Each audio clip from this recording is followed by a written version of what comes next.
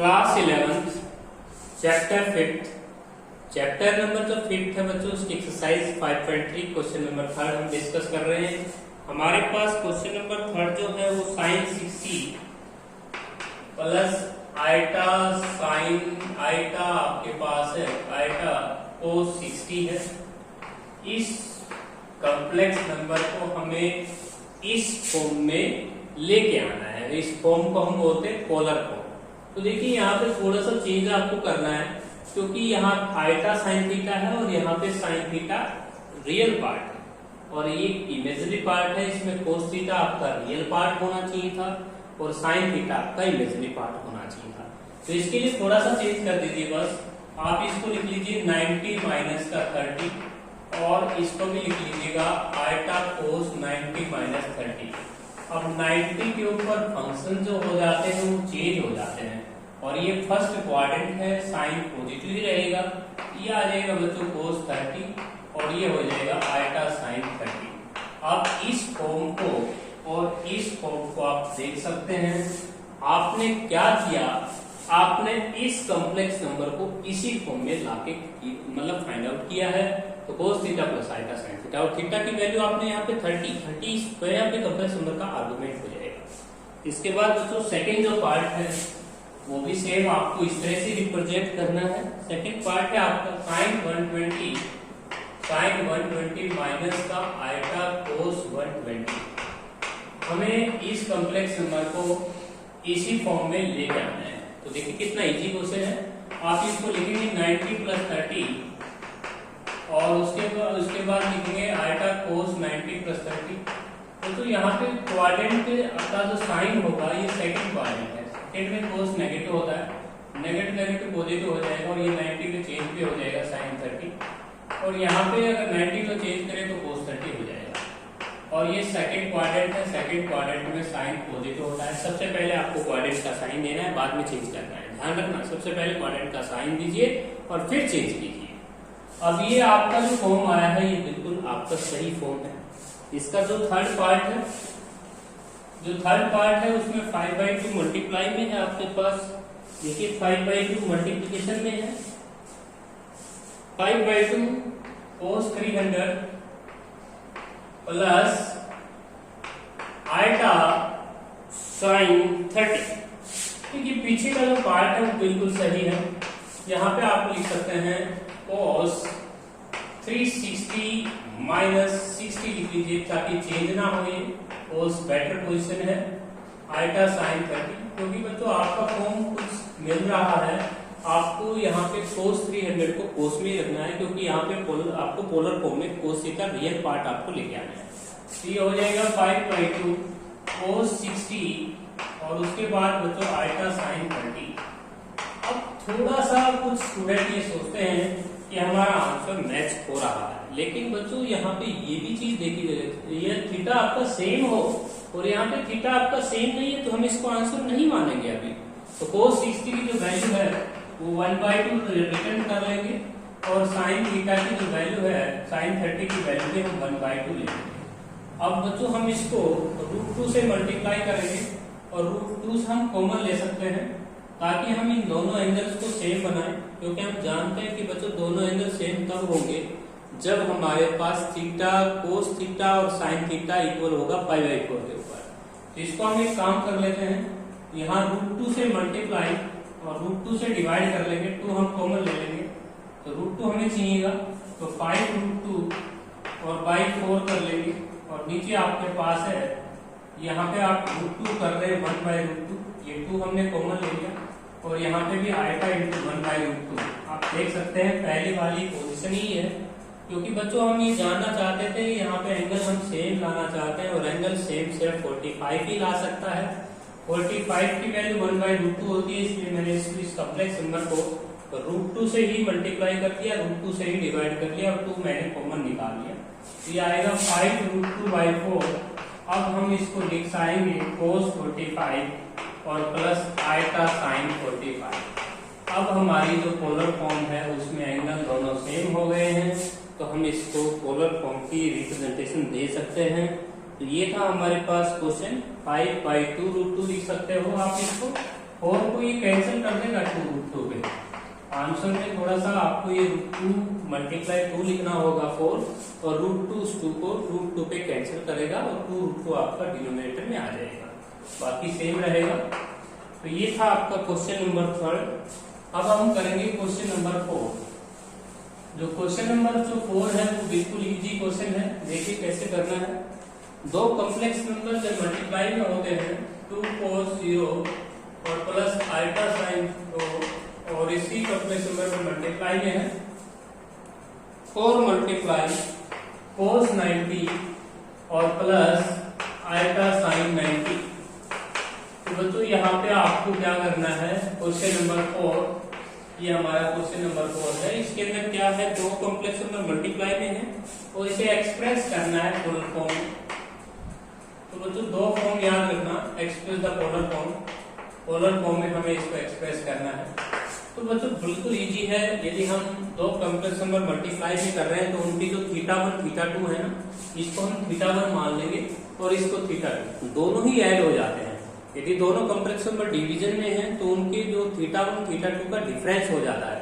इसी प्रकार आप यहाँ पे 2 की मल्टीप्लाई 4 के साथ कीजिए, ये हो जाएगा 8, और इसे लिख लीजिए आप cos θ1 प्लस θ2 और प्लस आल्फा साइन θ1 प्लस θ2। तो यहाँ पे आपको प्रॉपर्टी मैं बता रहा हूँ, यदि दो कॉम्प्लेक्स नंबर आपके मल्टीप्लिकेशन में हैं तो उनके जो आर्गुमेंट हैं वो ऐड हो जाएंगे। 0 प्लस 90 हो जाएगा यहाँ पे, क्योंकि आपका θ1 0 है, और यहाँ पे भी 0 प्लस 90 हो जाएगा। तो आप देख सकते हैं आपका जो रिक्वायर्ड आंसर है वो आएगा cos 90 और प्लस 0 आल्फा साइन 90। और यहाँ पे अगर वैल्यू आप लिखना चाहते हैं तो cos 90 की वैल्यू 0 होती है और साइन 90 की वैल्यू 1 हो जाएगी।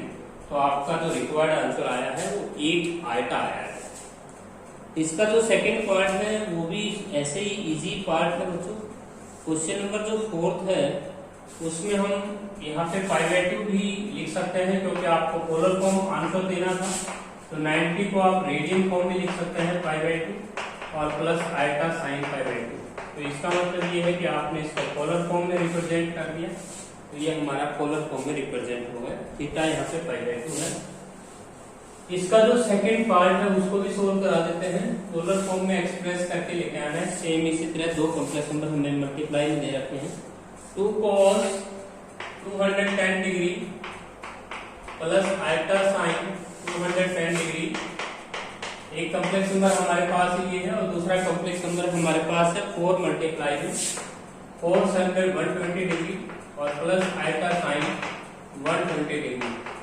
अब आप यहाँ पे दोनों कॉम्प्लेक्स नंबर की मल्टीप्लाई करेंगे तो 2 की मल्टीप्लाई 4 के साथ हो जाएगा 8, और ये हमारे ऐड कर देंगे 210 में आप 120 जोड़ देंगे और प्लस का आल्फा इंटू 210 डिग्री और प्लस का 120 डिग्री। तो ये हमारे पास आ जाएगा। इसको हम ऐड करेंगे तो ये आ जाएंगे आपके cos 330 डिग्री है, इनका सम बनता है, और plus alpha into sign 330 degree 330 degree हो जाएगा इनका आंसर। तो that is our required answer. यदि आप इसको लिखना चाहते हैं पोलर फॉर्म में तो इसको आप 11 π/6 लिख सकते हैं। cos 11 π/6, ये 11 π/6 ही बनेगा रेडियन फॉर्म में, 11 π/6। That is our required answer. तो दोस्तों हमने दो कॉम्प्लेक्स नंबर जो मल्टीप्लिकेशन में मिले थे तो हमारे पास इस तरह का सॉल्यूशन हो जाएगा। तो उनके थीटास जो है वो ऐड हो जाएंगे, आर्गुमेंट जो है ऐड हो जाते हैं। अब डिफरेंस में देखिएगा, डिवीजन में देखिएगा 9/3 है, 9/3 है। ऊपर कॉम्प्लेक्स नंबर है 90 प्लस साइन 90 और नीचे कॉम्प्लेक्स नंबर है आपके पास जिसका आर्गुमेंट दिया हुआ है 45 डिग्री cos 45 डिग्री और प्लस का आल्फा साइन 45 डिग्री। तो बच्चों यहाँ पे एक प्रॉपर्टी आप ऐड करेंगे। यदि दो कॉम्प्लेक्स नंबर डिवीजन में है तो उसके लिए 3 का मिलेगा 3, और यहाँ पे cos जो θ1 माइनस θ2 और plus alpha into sine θ1 minus θ2 property use कीजिए। तो बच्चों यहाँ पे आप देखिएगा θ1 आपका 90 है, θ2 आपका 45 है। तो यहाँ पे आप ऐड करेंगे तो 90 माइनस का कितना हो जाएगा, यहाँ पे 90 माइनस का 45 लिख सकते हैं। और यहाँ पे आप लिख सकते हैं 90 माइनस का 45, तो ये आ जाएगा आपका 90 माइनस 45 लेस कर देंगे और प्लस आएगा साइन 45। अब 45 डिग्री को रेडियन फॉर्म में लिखेंगे आप, रेडियन फॉर्म में आप लिखेंगे cos π/4 और आयटा साइन π/4। तो इस कॉम्प्लेक्स नंबर का जो आर्गुमेंट है थीटा जो है वो आपका π/4 है और इसको आपने पोलर फॉर्म में रिप्रेजेंट भी कर दिया है। नेक्स्ट क्वेश्चन है आपका जिसे आपको कार्टेशियन फॉर्म में लेके आना है। तो कार्टेशियन फॉर्म में हम फिफ्थ क्वेश्चन देखिए कैसे लेके आएंगे। कार्टेशियन फॉर्म में हम पूरा वैल्यू रख देंगे एंगल्स का। तो फिफ्थ क्वेश्चन है आपका, इसे हमें कार्टेशियन फॉर्म में एक्सप्रेस करना है। कार्टेशियन फॉर्म देखिएगा, जो हमारी कार्टेशियन फॉर्म है उसमें हम एंगल्स की वैल्यू रख देते हैं तो आपका कार्टेशियन फॉर्म आ जाएगा। देखिए फिफ्थ जो क्वेश्चन है आपका उसमें है 2 cos 0 और प्लस आयटा साइन 0, ये कॉम्प्लेक्स नंबर है जिसको आप पोलर फॉर्म में देख रहे हैं।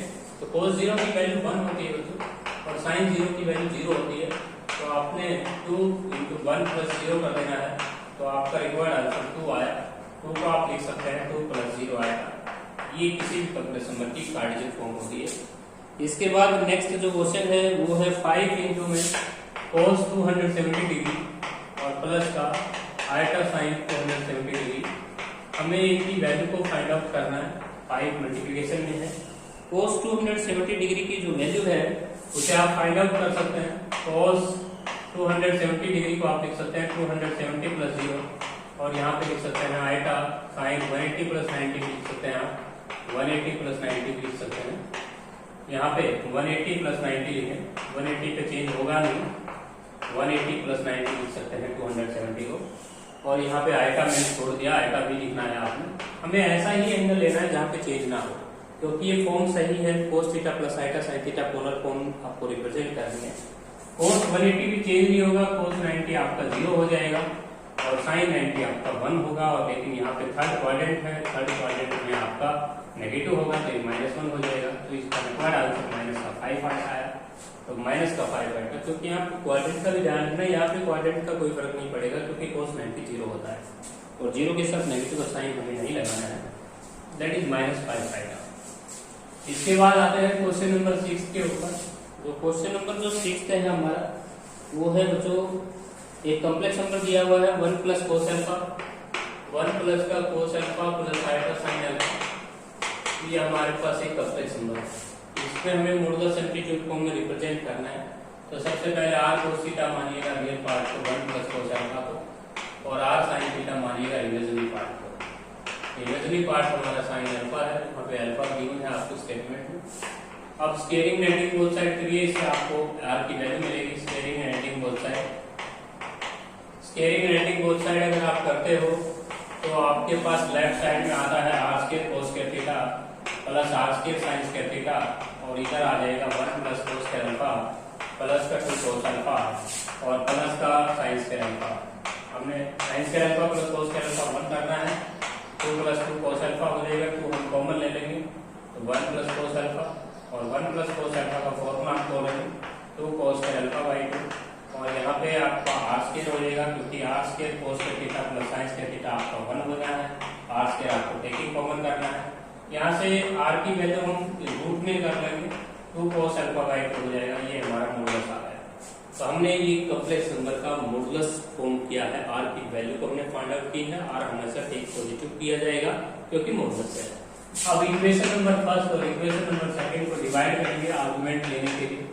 Divide second by first. जैसे आप फर्स्ट से डिवाइड करते हैं ये आता है r sin थीटा अपॉन में हो जाएगा r cos थीटा, और ये हो जाएगा sin अल्फा अपॉन में 1 + का cos अल्फा।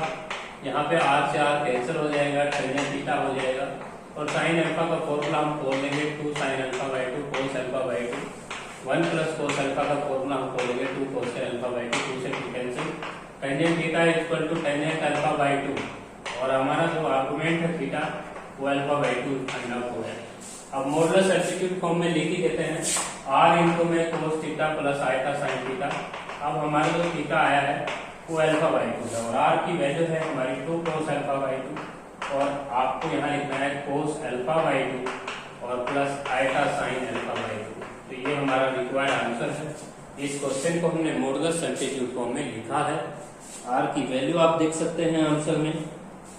इसके बाद नेक्स्ट जो क्वेश्चन है 7th क्वेश्चन है, उसको सोल्व करेंगे। ये हमारा 6th क्वेश्चन था, काफी मोस्ट इंपोर्टेंट क्वेश्चन था। जो हमारा 7th क्वेश्चन है उसको देखिएगा। 7th क्वेश्चन बिल्कुल इजी है। आर्गुमेंट ऑफ जेड बार जो है, आर्गुमेंट ऑफ जेड बार जो हमें प्रूव करना है, वो प्रूव करना है argument 2 pi minus argument of Z. ये हमारे पास एक छोटी सी थ्योरम है। तो क्वेश्चन नंबर 7 को हम कैसे प्रूव करेंगे? देखिए बच्चों, हम एक जेड फंक्शन लेते हैं cos theta plus iota sine theta. हमने अपनी तरफ से एज्यूम कर लिया, इसको लेट किया। अब इसका जो आर्गुमेंट ऑफ जेड है वो हो जाएगा बच्चों theta, that is equation number 1, क्योंकि इसमें जो थीटा है ये इस कॉम्प्लेक्स नंबर का आर्गुमेंट होता है। इसके बाद हम जेड का कंजुगेट लेंगे, तो cos theta minus iota sine theta हो जाएगा। और यहाँ पे जो आर्गुमेंट ऑफ जेड बार उसको फाइंड आउट करना चाहते हैं, तो इसको हम लिख पाएंगे cos पाई माइनस थीटा और plus iota sine pi minus theta. हम 2 पाई माइनस थीटा लिखेंगे, इसको 2 पाई माइनस थीटा इसको लिखेंगे। आप सोच रहे होंगे कि जी आपने माइनस कहाँ रख दिया? माइनस मैंने यहाँ रख दिया क्योंकि ये फोर्थ क्वाड्रेंट में साइन नेगेटिव हो जाएगा। तो इसमें आर्गुमेंट ऑफ जो जेड बार आया है, हमने इसको ऐसे एक्सप्रेस कर दिया क्योंकि ये cos थीटा ही आ रहा है और ये साइन थीटा ही आ रहा है, और नेगेटिव नेगेटिव प्लस हो जाएगा क्योंकि यहाँ पे माइनस है, ये क्वाड्रेंट है, साइन मिल जाएगा, इसको माइनस हो जाएगा। आप देख रहे हैं कि हमारा जो आर्गुमेंट ऑफ जेड बार है उसमें नया एंगल आया है, वो एंगल आपका है 2 पाई माइनस थीटा। और थीटा की वैल्यू हम आर्गुमेंट ऑफ जेड बार हमने फाइंड आउट किया 2 पाई माइनस थीटा। थीटा की वैल्यू हम इक्वेशन नंबर 1 से भर देंगे। थीटा की वैल्यू आर्गुमेंट ऑफ जेड है, तो ये ही हमारा रिक्वायर्ड आंसर है। तो बच्चों, हमने एक छोटी सी थ्योरम को प्रूव किया है। तो यहाँ तक हम क्वेश्चन सोल्व करेंगे।